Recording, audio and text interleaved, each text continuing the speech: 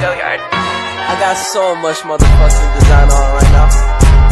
Break it down, bring it back, make it clap. I got 3 old thoughts, new block, where that thing. Bitches on my line, and you know they come strapped, hold up. Assalamualaikum warahmatullahi wabarakatuh. Waalaikumsalam warahmatullahi wabarakatuh. Apa kabar anak-anak ibu? Baik, Bu. Oke, sebelum memulai pembelajaran, ibu akan mengecek kehadiran kalian terlebih dahulu. Nah, ibu mau tanya, ada tidak teman kalian yang tidak masuk pada pembelajaran kita kali ini? Iya, Bu. Oke, berarti kalian disiplin ya. Mau tanya, pada saat kalian sekolah waktu upacara, kalian sering gak mendengar kepala sekolah kalian menyampaikan suatu informasi pada saat upacara tersebut? Pernah? Nah, itu apa namanya? Pidato. Nah, benar sekali. Hari ini kita akan belajar mengenai pidato. Nah, pidato menurut kalian itu apa sih? Coba tahu pemahaman kalian tentang pidato. Saya coba. Pidato adalah suatu informasi yang disampaikan oleh seseorang untuk khalayak umum. Nah, benar sekali, pidato adalah suatu informasi yang ingin disampaikan oleh seseorang kepada orang lain.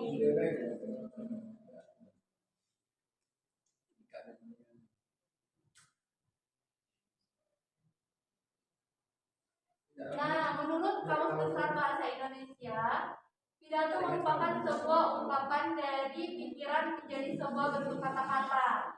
Pidato juga bisa disebut sebagai wacana yang sudah disiapkan sebelumnya untuk disampaikan di depan khalayak umum. Nah, artinya pidato menurut Kamus Besar ini yaitu di mana pada saat kita akan membuat pidato, kita otomatis memikirkan apa sih yang ingin kita sampaikan. Nah, yang ingin kita sampaikan tersebut akan kita sampaikan secara lisan atau bentuk dengan kata-kata. Nah, pidato juga bisa disebut sebagai wacana yang sudah disiapkan. Artinya pada saat kita ingin berpidato, kita sebelumnya menyiapkan terlebih dahulu teks biasanya kan? Nah, dengan teks tersebut kita akan menyampaikan pidato dengan baik karena sudah ada panduan pada saat kita ingin berpidato. Nah, menurut para ahli, yaitu menurut Dijen Amar, pidato yaitu sebuah hal yang berkaitan dengan 3 hal. Yang pertama yaitu adanya seorang pembicara yang menyampaikan suatu informasi dengan cara lisan. Benar sekali. Pada saat kita berpidato, otomatis kita sebagai pembicaranya, yang artinya kita menyampaikan informasi secara lisan kepada khalayak umum. Yang kedua yaitu adanya isi pembicaraan atau pesan dari pidato yang disampaikan. Nah, benar sekali, pada saat kita berpidato itu kita ada sesuatu yang ingin disampaikan. Dan yang ketiga yaitu adanya pendengar atau audiens yang mendengarkan atau dalam istilah komunikasi yaitu adanya komunikan. Nah, benar sekali. Pada saat kita berpidato, otomatis kita memerlukan audiens. Dengan adanya audiens, maka pesan yang ada di pidato kita itu dapat tersampaikan, sehingga audiens itu paham pidato kita itu tentang apa sih.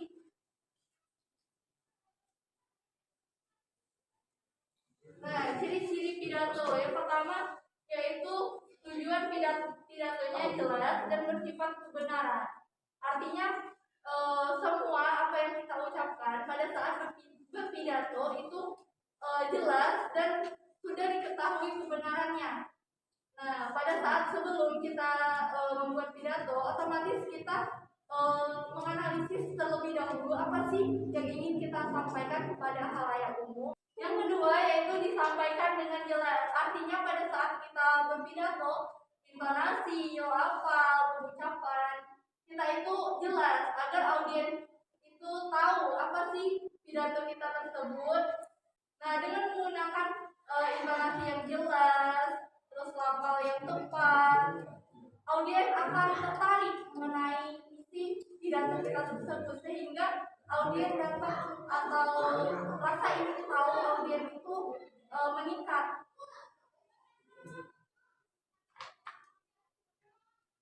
Nah, jenis-jenis pidato. Nah, jenis-jenis pidato yang pertama yaitu pidato informatif. Nah, pidato informatif ini yaitu salah satu jenis pidato yang dikenal banyak orang adalah pidato informatif.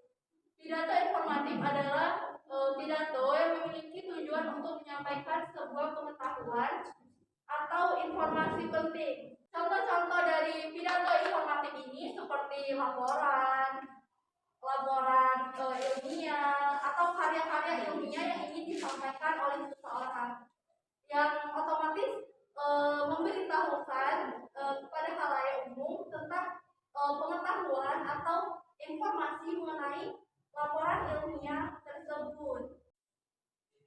Nah, menurut Monroe, Eiger, dan Grunberg, pidato informatif ini dapat dibagi menjadi 3. Yang pertama yaitu laporan lisan atau oral report. Contoh dari laporan ini adalah laporan panitia, laporan ilmiah, laporan proyek, dan laporan tahunan. Yang kedua yaitu pengajaran atau oral instruction. Contohnya seperti guru yang sedang menjelaskan sebuah materi pembelajaran. Nah, yang ketiga yaitu formative lecture atau kuliah. Contohnya seperti ceramah umum, presentasi, atau diskusi yang dilakukan pada saat perkuliahan. Yang kedua yaitu pidato argumentatif. Nah, jenis pidato selanjutnya adalah pidato argumentatif. Pidato argumentatif adalah pidato yang di dalamnya mengandung beberapa hal seperti dalil, argumentasi, data, atau alasan. Hal-hal tersebut berfungsi untuk menolak atau mendukung sebuah pernyataan. Pidato argumentatif ini merupakan suatu jenis pidato yang berfungsi atau mengungkapkan pendapat. Artinya di dalam pidato argumentatif ini ada suatu argumen atau pernyataan seseorang mengenai sebuah isu.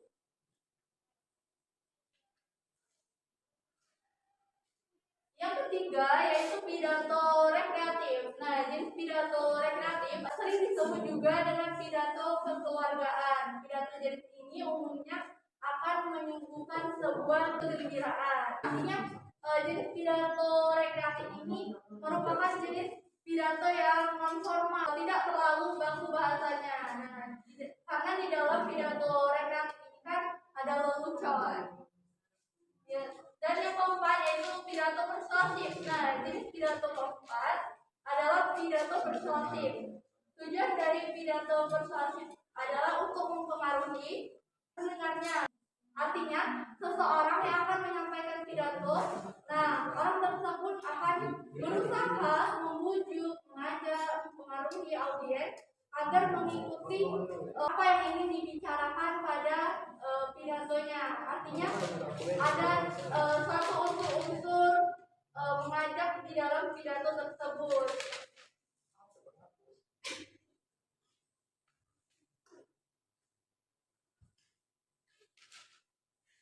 Nah, struktur pidato.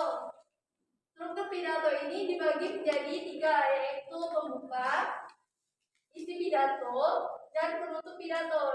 Yang pembuka ini juga dibagi menjadi 3, yang ada salam pembuka, ada ucapan penghormatan, dan ada ucapan syukur. Nah, salam pembuka ini biasanya seperti Assalamualaikum warahmatullahi wabarakatuh, selamat pagi, selamat sejahtera bagi kita semua, dan sebagainya. Nah, itu merupakan contoh dari salam pembuka. Yang kedua yaitu ucapan penghormatan. Nah, ucapan penghormatan ini biasanya diberikan kepada pejabat tinggi yang telah hadir dalam acara yang ada dalam pidato tersebut. Nah, contohnya seperti yang dilakukan pada acara sekolah. Nah, ada beberapa ucapan penghormatan untuk kepala sekolahnya atau guru-guru yang ada di sekolah tersebut. Tes pidato selanjutnya yaitu ucapan syukur. Pada bagian ini biasanya berisi tentang rasa syukur karena bisa berkumpul bersama dalam acara yang diselenggarakan. Yang kedua yaitu isi pidato, yang meliputi isi dari pidato. Nah, pada bagian ini merupakan bagian penting di mana semua informasi yang akan disampaikan berada pada isi dari pidato ini. Nah, pada bagian inti pidato berisikan tentang gagasan, informasi, ide yang akan disampaikan kepada orang lain. Dan yang ketiga yaitu penutup pidato. Nah, penutup pidato ini meliputi kesimpulan, permintaan maaf, dan salam penutup. Nah, kesimpulan ini berisi mengenai keseluruhan isi pidato yang kita sampaikan. Artinya pada saat akhir kita selesai pidato, kita akan memberikan kesimpulan kepada audiens. Nah, bagian permintaan maaf ini biasanya pada saat seseorang selesai pidato, maka ia akan memohon maaf kepada audiens apabila ada salah kata pada saat ia berpidato. Yang ketiga yaitu salam penutup. Nah, benar sekali pada saat awal pidato ada salam pembuka. Nah, pada akhir pidato juga ada salam penutup. Pada materi selanjutnya kita akan membahas mengenai bagaimana sih kaidah pidato persuasif. Nah, kaidah pembahasaan teks persuasif dapat juga disebut sebagai karakteristik atau ciri bahasa dari teks persuasif atau pidato persuasif. Yaitu yang pertama yaitu bersifat mengajak dan mempengaruhi. Nah, betul sekali. Dari kata persuasif saja kita tahu bahwa persuasif merupakan sesuatu yang mengajak atau mempengaruhi seseorang agar mengikuti apa yang ia katakan. Kedua yaitu dicirikan dengan adanya kata-kata persuasif atau bujukan. Nah, kata-kata persuasi atau bujukan ini seperti pada kata ayo, terus mari, dan mendapatkan imbuhanlah seperti lakukanlah. Nah, yang ketiga yaitu diakhiri dengan tanda baca seru. Dan yang keempat yaitu memuat sejumlah pendapat dan fakta. Artinya di dalam pidato persuasif ini maka seorang yang akan melakukan pidato dia akan mengemukakan pendapatnya mengenai isu yang akan dia angkat untuk menjadi suatu pidato dan bersifat fakta. Yang kelima, dalam teks pidato persuasif banyak menggunakan kata ganti kita sebagai tanda bahwa tidak ada pembeda antara penulis dengan pembaca. Dengan begitu, bujukan terhadap pembaca atau pendengar akan lebih kuat. Artinya, dengan menggunakan kata ganti ini, maka pembaca atau pendengar akan lebih yakin tentang apa yang disampaikan oleh orang tersebut. Nah, yang ketujuh yaitu menggunakan kalimat yang bersifat membangun. Nah, tentu saja pada saat berpidato kita menggunakan kalimat yang bersifat membangun. Yang kedelapan yaitu menggunakan intonasi yang baik agar dapat mempersuasi para pendengar. Nah, dengan menggunakan intonasi yang baik, lafal yang jelas, pendengar akan lebih yakin apa yang kita sampaikan. Dibandingkan pada saat kita berpidato, kita terbata-bata, maka pendengar apa sih yang ingin disampaikan oleh orang tersebut dan pendengar akan cenderung meremehkan apa yang kita sampaikan. Dan kesembilan, lafal harus jelas. Benar sekali, lafal artinya yaitu pengucapan. Nah, pada saat kita berpidato, maka pengucapan selama kita berpidato itu harus jelas. Nah, materi pembelajaran kita hari ini sudah selesai. Apakah ada yang ingin ditanyakan mengenai pembelajaran kita pada hari ini? Ada, Bu. Oke, berarti kalian mengerti ya? Ya, Bu. Nah, untuk mengetahui pemahaman kalian atau sejauh mana sih pemahaman kalian tentang materi ini, Ibu akan menanyakan sebuah video yaitu mengenai pidato persuasif. Kalian tolong tonton dengan teliti ya. Atau kalian menyimaknya harus dengan menyimak betul-betul. Warahmatullahi wabarakatuh. Om Swastiastu. Salam. Puja dan puji syukur terhantarkan kepada Tuhan yang Maha Esa, yang senantiasa telah melimpahkan nikmat dan karunia-Nya pada kita. Salawat dan salam terucapkan kepada Nabi Muhammad SAW, umat manusia berjalan yang terhormat Brigjen Pol Haji Muhammad Sutomoran SHM selaku Kepala BNN Provinsi Sulawesi Tengah, yang saya hormati staf jajaran BNN Provinsi Sulawesi Tengah, yang saya hormati para dewan komisaris, yang saya hormati seluruh panitia penyelenggara lomba serta masyarakat Indonesia terkhusus di Sulawesi Tengah yang saya banggakan. Ada sebuah pepatah familiar mengatakan, tak kenal maka tak sayang, tak sayang maka tak cinta.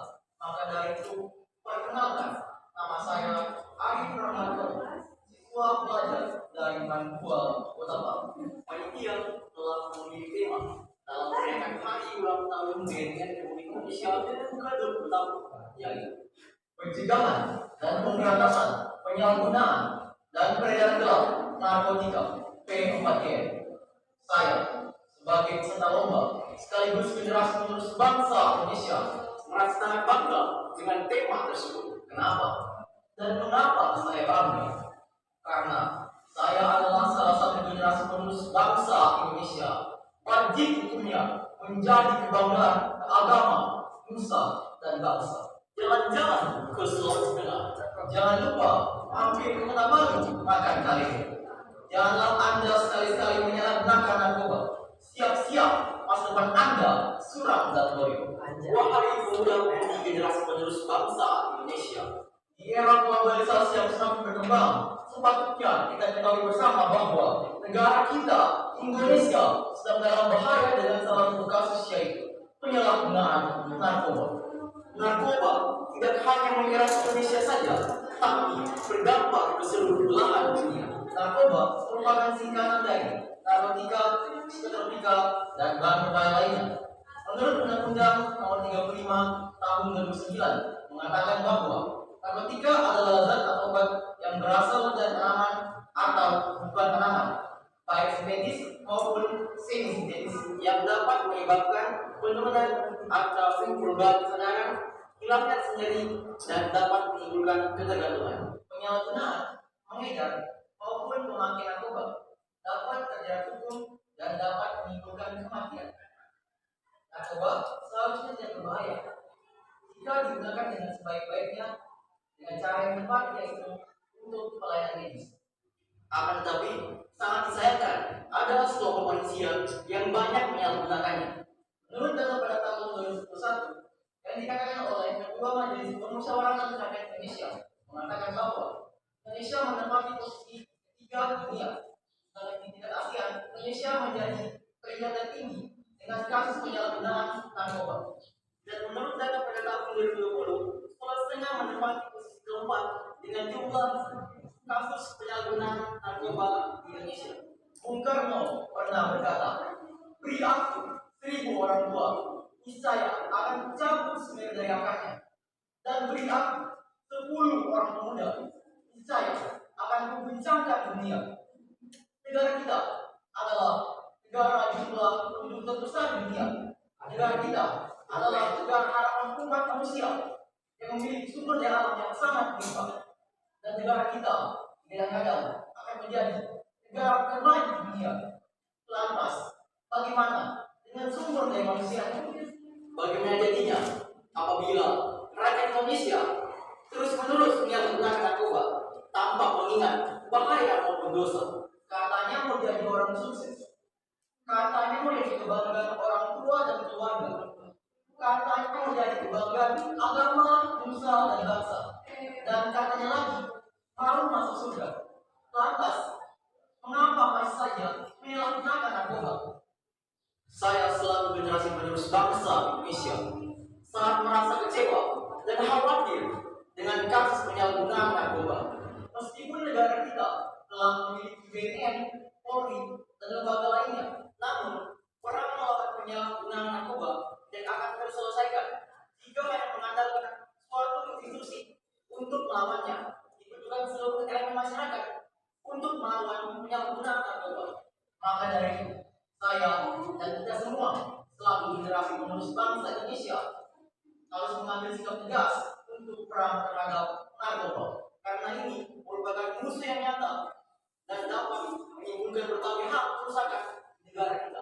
Saya sangat optimis negara kita Indonesia mampu terbebas dari penyalahgunaan narkoba. Kalau bukan kita, siapa lagi? Kalau bukan dari sekarang, kapan lagi? Yang akan gawai dia yang viral, yang akan TV untuk berita. Wahai masyarakat Indonesia, ayo bersama perang narkoba. Sebelum saya akhiri, saya ingin mengucapkan selamat hari ulang tahun BNN Indonesia yang ke-20 tahun.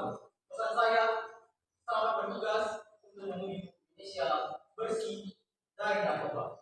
Terima kasih. Wassalamualaikum warahmatullahi wabarakatuh.